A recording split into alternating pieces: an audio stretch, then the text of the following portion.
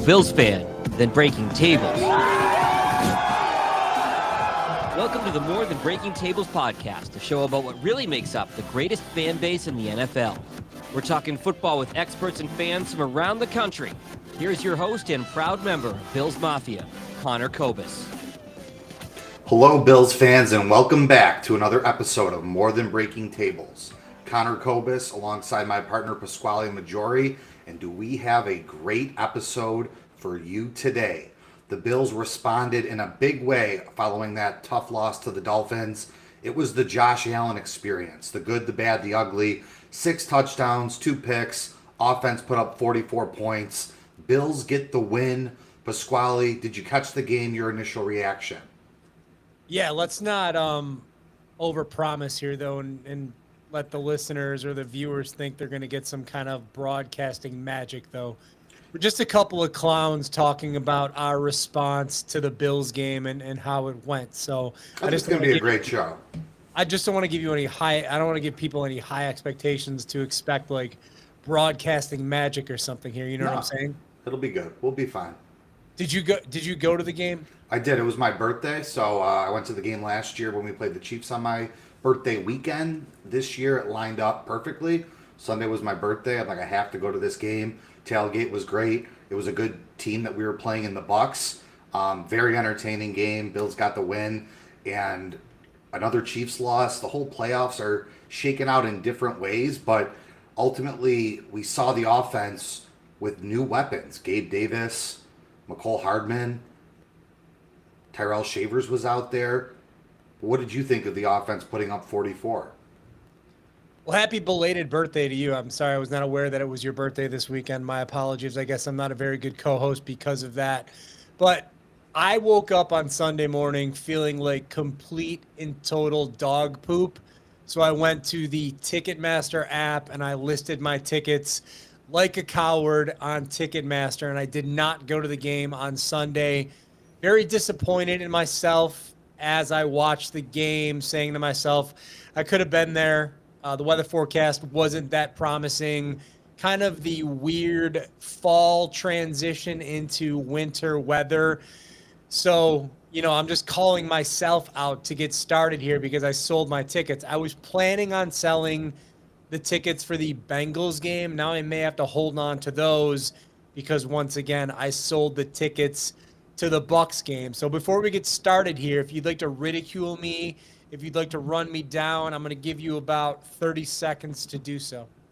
Yeah, I mean, I wouldn't say you're a bad co-host for forgetting about my birthday, just a bad friend maybe. I would have really liked that text on my birthday from you.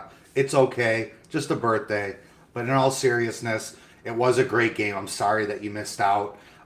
Joe Burrow might be coming back for the Bengals, so I wouldn't miss that game. That's going to be a good one. I'm assuming you caught it on TV, the game, though, right? Yeah, watched it from start to finish. What was going through your mind on the shovel pass interception? A lot of swear words. I was swearing a lot. I mean, that's old Josh. That was like 2019 Josh. But when the end result was a solid win, it's funny, like, no one's perfect. And, Josh can be a roller coaster at times. We would like to see less turnovers. But when he can produce 3 rushing touchdowns, 3 passing touchdowns, I will take that stat line any day. Yeah, my dog was not happy with me. The expletives were flying. That interception did not make things any better. But like you mentioned, combination of new Josh and old Josh, where he had to take the game by the reins and do what Josh Allen does best. And we'll talk about this a little bit later on in the program, so I'm not even going to talk about it now. But yeah, great offensive performance. I wonder how many of the fantasy nerds, the fantasy geeks, had Sean Turner on their starting lineup that on Sunday. What do you think? Yeah, I mean, he ran all over us, so that would have been a good move. Josh is on my fantasy team, got me 50 points, so thank you, Josh. Going to turn around and start him again, even though it's a tough matchup on Thursday. But overall, when you talk about the Bills' offense, it started out with the no turnovers, control the ball, control the game. I'm sorry, when you have a top quarterback in the league that can go out and win games for you, you have to let them loose at some point. And I think now that we have some receivers, Tyrell Shavers created the most distance of separation. That touchdown pass where Josh found him, that was electric. That was the old Bills high-powered offense that we've been used to. James Cook, not a ton running the ball, but that catch was awesome. Coming out of the backfield, I think Joe Brady really responded to the game plan against the Dolphins, which was dog shit, and came out with something to spread the ball around. Gabe Davis made some catches. So it's like, it's a week-to-week league. After getting blown out by the Dolphins, everyone's like, the season's ending. Oh my God, this team sucks. Fire somebody. Now after the Bucs win, it wasn't perfect. Defense looked rough, but you have to feel very optimistic how the rest of the season's unfolding. Yeah, James Cook having a hard time running the ball early on, but they stuck with it. They kept with it, and later on in the game, he was able to break some runs, and, you just keep beating the defense down and keep beating the defense down, keep doing it over and over and over again, and results will happen. Yeah, the offense, very impressive. Josh responsible for 6 total touchdowns. Yeah, just a solid offensive performance, but, there has to be some level of concern there for the defense. Once again, the defense looks worn down. They look hurt. They look beaten. They look battered. So we'll see, what the strategy is going forward. We're going to get some people back, but I hate to use the term because it's such a weak term, in my opinion, that being load management. Is this coaching staff really going to have to evaluate how they're using these players, more rotations, sitting players out? At this point in time, I don't want to seem like I'm defeated, but I'm not worried about the division at this point. When week 15 rolls around, we'll see where we stand. But right now, my point of view is like, let's get to the playoffs, even if it's through a wild card, and we'll go from there. Let the chips fall where they may, and any other cliche you can come up with. But, the injuries are going to be a problem, and they're concerning. Yeah, and you mentioned the defense. The defense by itself isn't one that's going to win you a Super Bowl. That's not the strength of this team.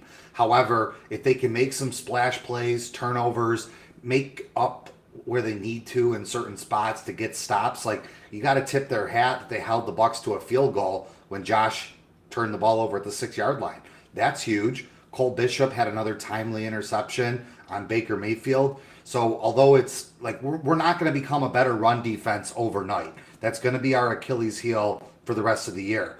But try to work with the players you have. Hopefully Ed Oliver comes back by the playoffs, and we can really make a run at this. But at the end of the day, the way the Bills are going to win and get to anywhere they want to go is through Josh Allen and this offense. Yeah, and one thing I'm thinking of a lot is, seeing Joey Bosa with that wrist injury. Do you give him a couple games off with him being the closer? Do you just kind of, throw caution to the wind and say, hey, we're going to need this guy for late in the season. We're going to need this guy for the playoffs. If he's not feeling very good, if his wrist is bothering him, if he's just worn down, you got to give him a couple games off. And obviously that's not an ideal situation right now with the other injuries. But once again, you got to be smart. You got to work smart, not hard. Yeah, and it's important to be healthy for the playoffs. As much as every game's critical right now, if you're still eyeing up the division, if you were missing players, key guys going into the first round, second round of the playoffs, that's when you need them the most. So it's kind of like, I'll take a hit now, but then you'll be better for the playoffs. Yeah, and let's talk a little bit about the special teams as well. Great return game for the Bills, aside from the one Hardman fumble. They look solid in the return game. I got to give them credit for that, and that really helped the offense move down the field. Yeah, I think he's got a ton of speed, Hardman, and we have a good duo back there on kick returns. With the way the NFL is doing the dynamic kickoff, there's plenty of opportunity to get your offense good field position, and the shorter you can make the field for Josh and the offense, the better we are at putting up more points. So definitely a strength of the game. Still think it's bizarre we haven't had Bass this whole year, but Prater's hanging in there, I mean, he's got experience and he's made some big kicks for us this year. I think ultimately we're going to be in a good spot as long as the Hardman fumble isn't a sign of things to come. Yeah, I don't know exactly what is going on with Tyler Bass. Is he still in Orchard Park? Is he still in New York State? Has he been sent overseas on a secret mission, maybe by the Pagulas? No idea what's going on with T. Bass. Haven't even seen him do any endorsements of one of my favorite charity organizations, the 10 Lives Club. So not sure what's up with that situation. But like you mentioned, Prater doing the job, getting the job done, aside from that missed kick that he had against the Chiefs a couple weeks back. But yeah, he's getting the job done, and that was a good pickup by the Bills. And if the weekend couldn't get any better after a nice Bills win, Chiefs lost to the Broncos to go to 5-5. Do you think there's a chance they don't make the playoffs? Why do you have to be like that? Why, are you a Chiefs fan? I'm not a Chiefs fan, but I don't understand why people have to pile on and like root for them. What is likable about the Denver Broncos? Do you want to have a beer with Sean Payton? Are you a big fan of Sean Payton? I root for the demise of the Kansas City Chiefs. Why though? Because we've suffered a lot of painful losses to them over the past 5 years. They prevented us to getting the Super Bowl. I mean, if we have to play them, we have to play them. I'll play whoever's in front of us. But I think it would be a great way for them to miss the playoffs, and you'd have to feel even better about the Bills' chances going into an AFC playoff picture without Kansas City. I think this is more of a societal thing where people like to build people up and then tear them down. And I think that's what we're seeing right now with the Kansas City Chiefs. I'm seeing a lot of content creators, a lot of bloggers, a lot of lower level talk show hosts that like to, oh, the Chiefs are done, they're over, yada, yada, yada. This might be a down year for them. You don't know. They come back next year, maybe they go undefeated. So let's not count our chickens before they're hatched, and let's not write them off. You got these teams that are on the come up, as they say, the Denver Broncos. I was going to say the San Diego Chargers, but they laid an egg this weekend against another team that some people think are better than they might actually be. The Jacksonville Jaguars. Who was the other team, the other sexy team? The Seattle Seahawks. They're the new team because the Buccaneers have kind of fallen off a little bit. But yeah, I'm not going to lose sleep over whether or not the Chiefs win a game or not. We have a better record than them, so we don't really need to worry about them right now. They fell to 5-5, right? Yep, 5-5. They get the Colts in Arrowhead this weekend. They're 3.5 games behind Denver for the division, so yeah, that almost seems not like it's going to happen. So we'll see how the season unfolds, but they have an uphill battle. So do the Bills. Both those teams' divisions got better. Say what you want about the Chargers and Broncos. They have 2 established coaches, 2 quarterbacks. Bo Nick's been playing good in the fourth quarter, but now the Bills have to deal with the Patriots being good. So for that little 5-year window where the Chiefs and Bills cruise to division titles and home playoff games is kind of over. Now you got to reestablish yourself. Yeah, and the Dolphins have rattled off back-to-back wins, so you got to figure out, are they going to keep McDaniel around, get a new general manager, retweak that team? I'm not really worried having Tua Tagovailoa in the same division as us. He's not my main concern, but maybe they go for an upgraded quarterback. They still have Waddle. They have a decent running game. They retool the defense. They're right back in there. The Jets are still 17, 18, maybe 19, 20 years away from even sniffing a playoff spot, so they're not the biggest concern. And the Patriots, like you mentioned, they're going to be knocking on our door, and they've already overtaken us this year. Talking is hard. But, I don't really want to say anything about the division until we see where we stand in that Week 15 matchup. When we go into Gillette Stadium, we'll see how much that means at that point in time. Yeah, and I suspect that's going to be a big game. A lot of games left to be played in the second half of the year. The next one coming up, the Bills have a short week as we're going to go to Houston for Thursday night football. Last night game of the year. The Bills have struggled in Houston on the roads in the past couple of years. I was at the infamous 2019 wildcard game where we blew a 16-point lead. We remember what happened last year. I feel good about this time around. C.J. Stroud's going to be out for the Texans. How do you feel going into a short week against a good Texans defense? With the way that we played on Sunday and with all the issues that we spoke about early on in this program, I'm a little more optimistic that it's a short turnaround time. We just get to go get right back out there and, lay it all on the table. Whatever happens, whatever other cliche I can throw out there. You mentioned, no CJ Stroud for Thursday.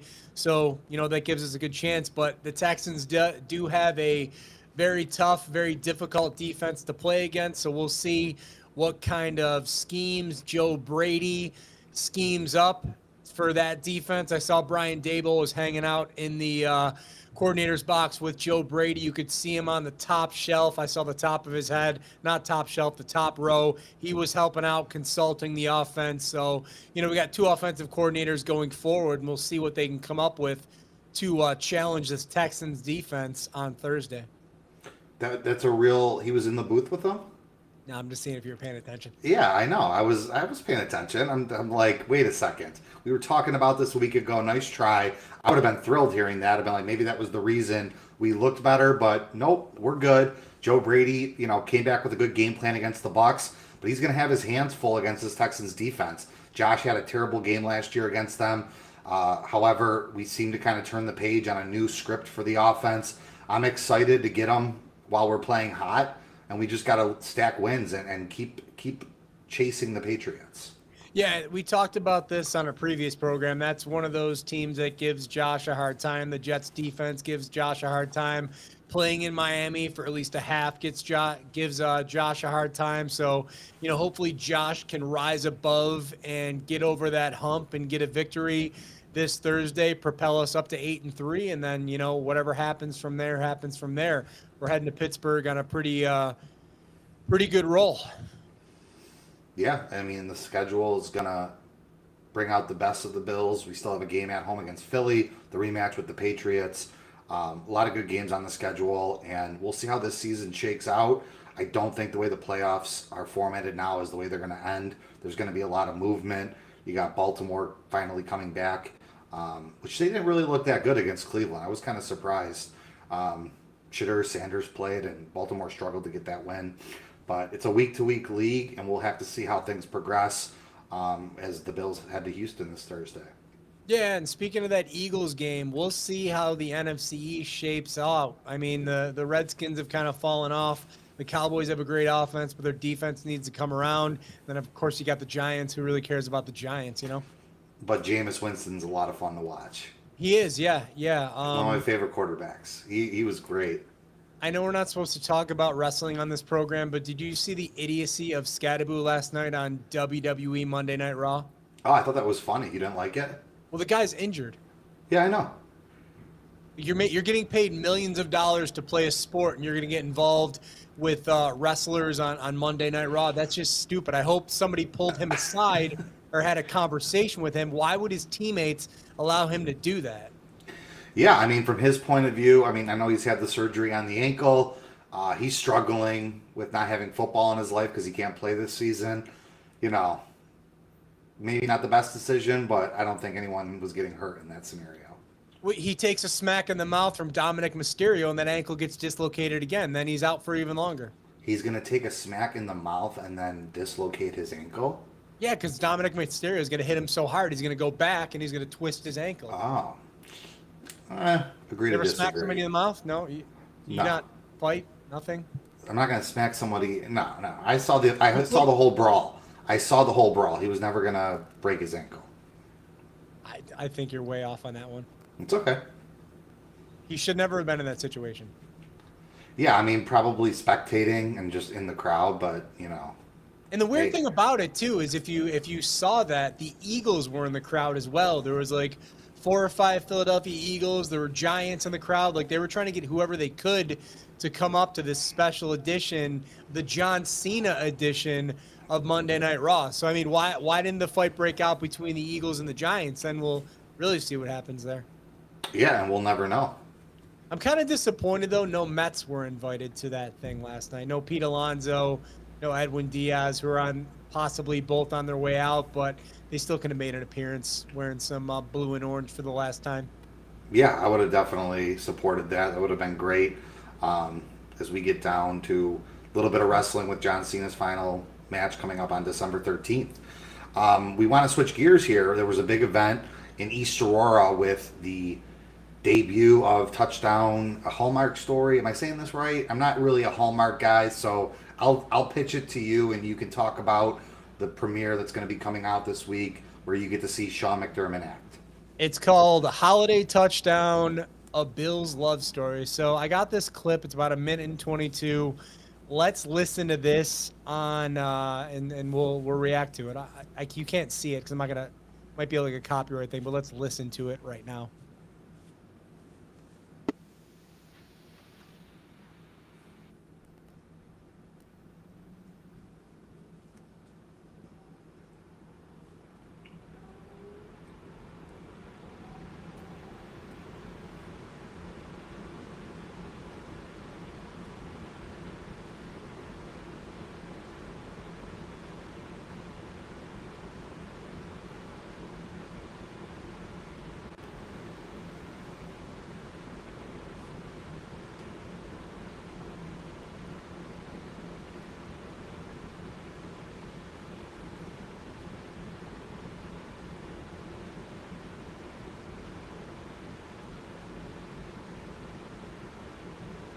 I don't hear anything.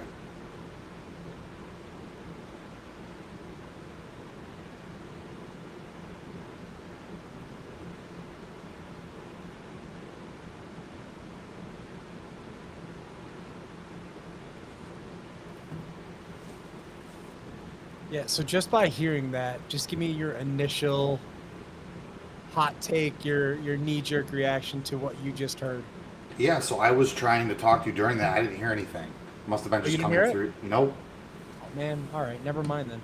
Yeah, well, you could give your take on it for hopefully if it did go through the airwaves.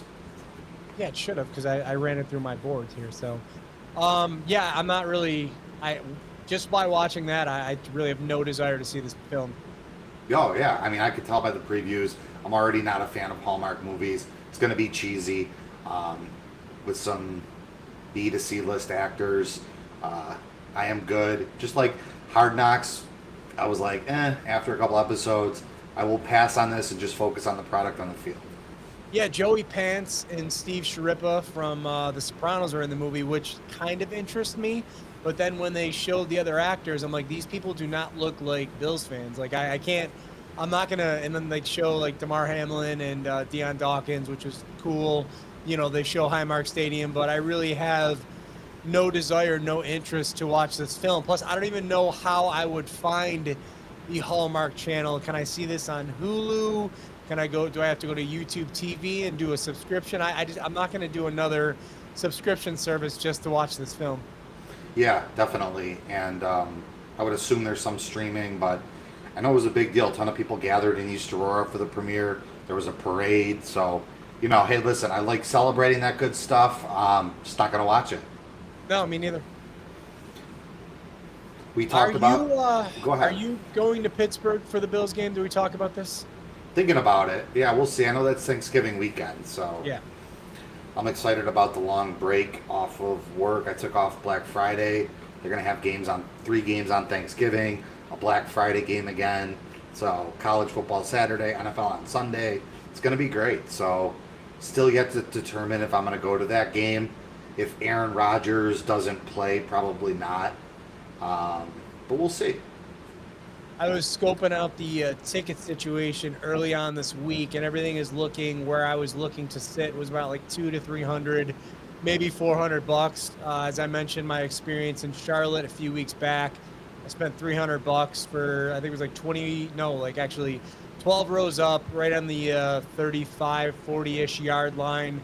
Not too bad. So I was trying to find the same situation in Pittsburgh, and I'm looking once again $200, $300.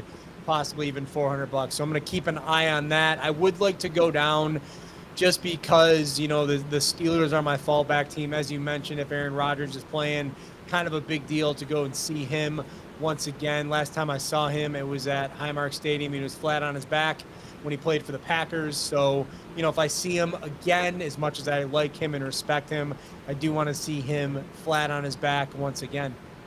Yeah, that'll be a great game. Steelers tough-nosed team, competing for a division spot and a wild card. Nice trip for Bills fans, only a 3-hour drive to Pittsburgh as well.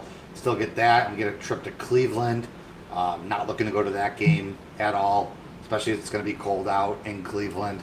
I will pass on that, but I think I will try to go to the Eagles game in December and potentially the Jets game because that's going to be the last regular season game. We'll see how things unfold. Yeah, I do have season tickets, so I do have tickets for those last 2 games. So, you know, I was like 50-50 about going to the Eagles game because I have a feeling that a lot of Bills fans will sell their tickets, which will lead to too many Eagles fans in my stadium. If you've ever been around any type of Philadelphia sports fan, you would know they're unbearable, hard to deal with. You don't really want to share a space with them. So I was having second thoughts about that game, but yeah, you definitely have to go to the last game of the year against the Jets. Red helmets coming back. Looking forward to that. Very excited about that whole situation, and definitely need to be there for that one, no matter what the circumstances are. Yeah, and then hopefully we'll see. I mean, we're circling that Patriots game on the calendar. However, you cannot overlook these games coming up against Texans, Steelers, and Bengals. So we have to definitely try to make a clean sweep if you're going to still want to win the division. Yeah, exactly. Go Bills. Go Bills. Well, it's been a great episode. Thanks for joining us. Feel free to comment and subscribe. Pasquale, I'll let you plug yourself. You can follow me on Instagram at ConnorCobus17. Are you still using X or no? Yeah, I am. I'm getting like more and more frustrated with X as I go along, just because I go on X for the sole purpose of getting information about my sports teams, and I can never find that information that I'm looking for because there's so much other nonsense blocking that. Wrestling fans arguing about wrestling and just things that I don't really want to concern myself with. So I'm thinking about, I don't think I can delete my account. Excuse me. I think I need to have it, but I'm just getting really fed up with the whole X environment. Yeah, I mean, I still like to see certain people like who have shows, editorialists, columnists, certain accounts.